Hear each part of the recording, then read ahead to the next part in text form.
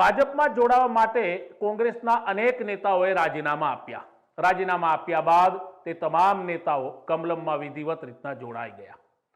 ત્યારબાદ હવે આ લિસ્ટમાં બહુ બધા લોકોનું નામ છે તેવી વાત સોશિયલ મીડિયા અને મીડિયામાં ચાલી રહી છે. સોશિયલ મીડિયા અને મીડિયાની વાતને માનીએ તો અર્જુન મોઢવાડિયાથી લઈ કોંગ્રેસના અનેક દિગ્ગજ નેતાઓ ફેબ્રુઆરીમાં ભાજપમાં જોડાઈ શકે છે.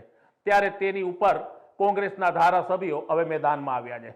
કોંગ્રેસના ધારાસભ્ય વિમલ ચુડાસમાએ આરોપ લગાવતા કહ્યું કે ભાજપ ધાક ધમકીની રાજનીતિ કરે છે, પણ જે લોકોના હૃદય નબળા છે તેઓ જ ભાજપમાં જાય છે. અમારા હૃદય તો મજબૂત છે. તેમણે કહ્યું કે કોંગ્રેસમાં જાણી જોઈને એવી અફવા ફેલાવવામાં આવી રહી છે કે કોંગ્રેસના ધારાસભ્યો અને નેતાઓ આવતા સમયમાં ભાજપમાં જોડાઈ શકે છે. તો બીજી બાજુ કોંગ્રેસના પૂર્વ ધારાસભ્ય લલિત વસોયાએ પણ સ્પષ્ટતા કરી છે કે મીડિયામાં જે ખબર આવી રહી છે કે હું કોંગ્રેસ છોડી અને ભાજપમાં જવાનો છું તે વાતમાં દમ નથી. હું કોંગ્રેસમાં જ છું અને કોંગ્રેસનો જ રહેવાનો છું. ભાજપના કેટલાક નેતાઓ અને કાર્યકરો જાણી જોઈને અફવા ફેલાવે છે કે કોંગ્રેસમાંથી લલિત વસોયા સહિતના નેતાઓ ભાજપમાં જોડાશે. આ અફવા એટલા માટે ફેલાવવામાં આવી રહી છે કે રાજનીતિમાં માહોલ બનાવવો ભાજપ માટે જરૂરી બની ગયો છે. આપને જણાવી દે કે કોંગ્રેસમાંથી તેવી પણ ખબરો આવી રહી છે કે અર્જુન મોઢવાડિયા અને તેને સાથે લગભગ 4 થી 5 વધુ ધારાસભ્યો કોંગ્રેસને રામ રામ કરી ભાજપમાં જોડાઈ શકે છે. ત્યારબાદ હવે કોંગ્રેસના નેતાઓની સ્પષ્ટ પ્રતિક્રિયાઓ સામે આવી રહી છે. મિત્રો નમસ્કાર. આજે ફરીથી સોશિયલ મીડિયાના માધ્યમથી આપ સૌને મળવા માટે આવ્યો છું. મિત્રો, છેલ્લા 2-3 દિવસથી ઇલેક્ટ્રોનિક મીડિયા અને પ્રિન્ટ મીડિયા લલિત વસોયા કોંગ્રેસ છોડી ભાજપમાં જઈ રહ્યા છે એવા સમાચારો કોઈ માધ્યમથી બતાવી રહ્યા છે. ત્યારે ખુલાસો તો નહીં, પરંતુ મારા દિલની વાત કરવા આપ સૌની સામે આવ્યો છું. મિત્રો, કોંગ્રેસ પાર્ટીએ 2017માં વિધાનસભાની ટિકિટ, 2019માં પોરબંદર લોકસભાની ટિકિટ, 2022માં ફરીથી વિધાનસભાની ટિકિટ, વિધાનસભાની અંદર નાયબ દંડકનું પદ અને ફરીથી મને રાજકોટ જિલ્લા કોંગ્રેસના પ્રમુખ તરીકેની જવાબદારી આપી છે. કોંગ્રેસ પાર્ટીએ મને ઘણું બધું આપ્યું છે. કોંગ્રેસ પાર્ટીનું મારી ઉપર ઋણ છે. મિત્રો, મારા પરિવારની એક પરંપરા રહી છે. મારા દાદા પણ મને શીખવાડતા ગયા છે કે કોઈનું ઋણ, કોઈનું કર્જ આપણી માથે ન રહેવું જોઈએ. એ મિત્ર હોય કે દુશ્મન હોય, પણ મરતા પહેલા એનું કર્જ ચૂકવવું જોઈએ. મિત્રો, કોંગ્રેસ પાર્ટીનું મારી ઉપર ઘણું ઋણ છે અને એ ઋણ ચૂકવવા માટે મેં સંગઠનમાં રાજકોટ જિલ્લા કોંગ્રેસ પ્રમુખ તરીકેની જવાબદારી લીધી છે. અને આપ સૌને ખાતરી આપું છું કે કોંગ્રેસ પાર્ટીના આ નબળા સમયની અંદર હું કોંગ્રેસનું ઋણ ચૂકવવા માટેનો પ્રયત્ન કરવાનો છું.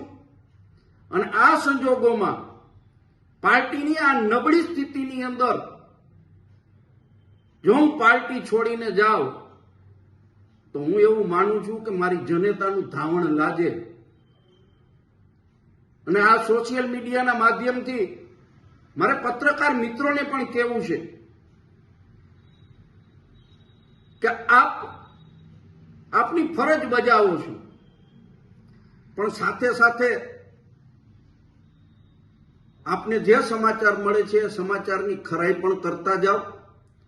આવા સમાચારોને કારણે અમારી ઇમેજને પણ ધક્કો લાગે છે. અમારા કોંગ્રેસ પાર્ટીના કાર્યકર્તાઓ પણ ક્યાંક ને ક્યાંક છાના ખૂણે અમારી ઉપર શંકા કરે છે, અમારી વિશ્વસનીયતા ઘટે છે.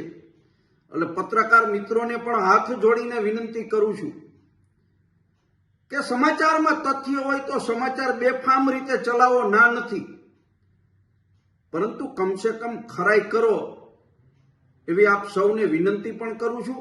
અને મારા સૌ કોંગ્રેસી કાર્યકર્તાઓને, કોંગ્રેસી મિત્રોને ફરીથી ખાતરી આપું છું કે મિત્રો, જ્યાં સુધી કોંગ્રેસનો નબળો સમય છે અને કોંગ્રેસનું ઋણ જ્યાં સુધી હું નહીં ચૂકવી શકું ત્યાં સુધી હું કોંગ્રેસ પાર્ટી છોડવાનો નથી, એવી આપ સૌને ખાતરી આપું છું. જય કોંગ્રેસ.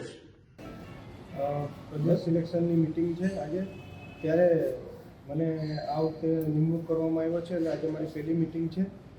અને તે મિટિંગમાં જે પણ ચૂંટણીની જે પણ ચર્ચાઓ થતી હશે એ પહેલી મિટિંગમાં જઈશ, પછી ખ્યાલ પડશે.